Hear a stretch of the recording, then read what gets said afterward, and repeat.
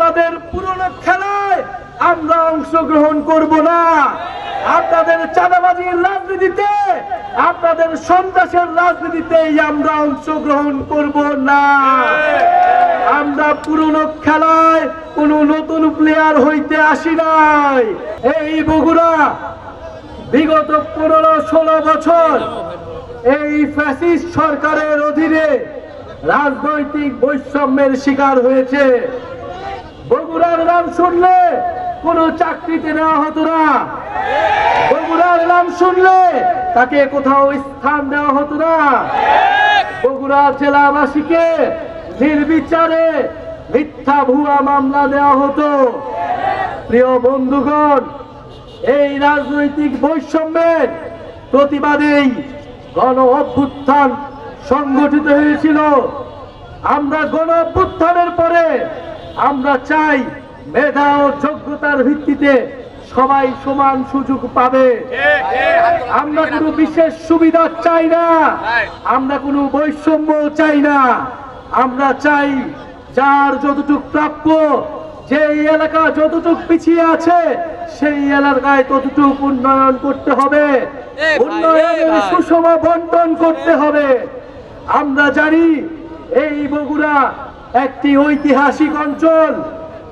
এই মহস্থানগড়, এই পুণ্যনগর থেকে বঙ্গ সভ্যতার যাত্রা শুরু হয়েছিল।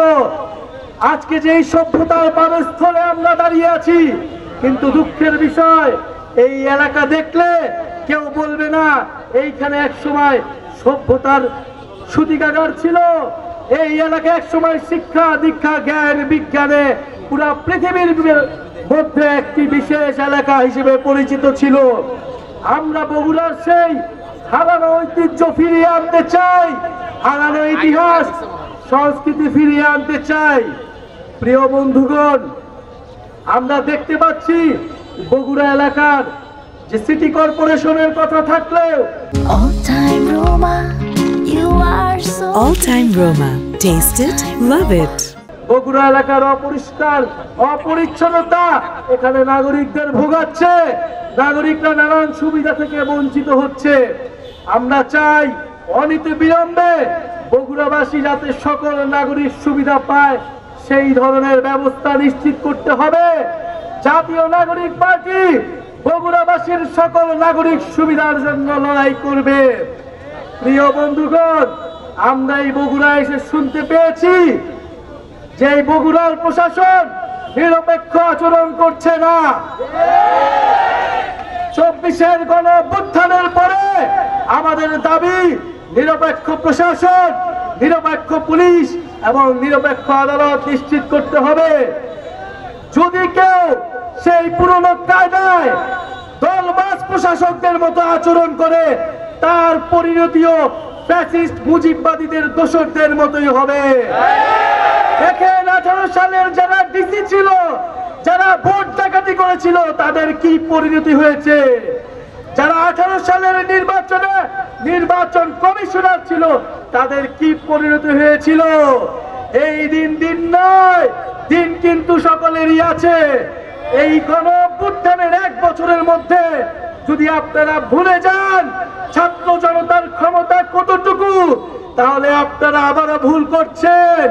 এই বগুড়ায় কোনো দলবাজ প্রশাসকের, কোনো দলবাজ পুলিশ অফিসারের স্থান হবে না। বগুড়ার প্রশাসককে, বগুড়ার পুলিশ, বগুড়ার আইন আদালতকে নিরপেক্ষ আচরণ করতে হবে, গণমানুষের পক্ষে থাকতে হবে, কোনো দলের পক্ষে থাকা যাবে না। প্রিয় বন্ধুগণ, গণ অভ্যুত্থানের পরে আমরা বলেছি নতুন বাংলাদেশ লাগবে, নতুন সিস্টেম লাগবে, নতুন আইন কানুন লাগবে। আপনাদের পুরনো খেলায় আমরা অংশগ্রহণ করব না। আপনাদের চাঁদাবাজির রাজনীতিতে, আপনাদের সন্ত্রাসের রাজনীতিতেই আমরা অংশগ্রহণ করব না।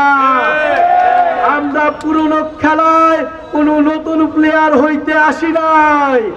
আমরা খেলার নিয়ম বদলায় দিতে এসেছি। খেলার নিয়ম বদলাতে হবে, রাজনীতির নিয়ম বদলাতে হবে।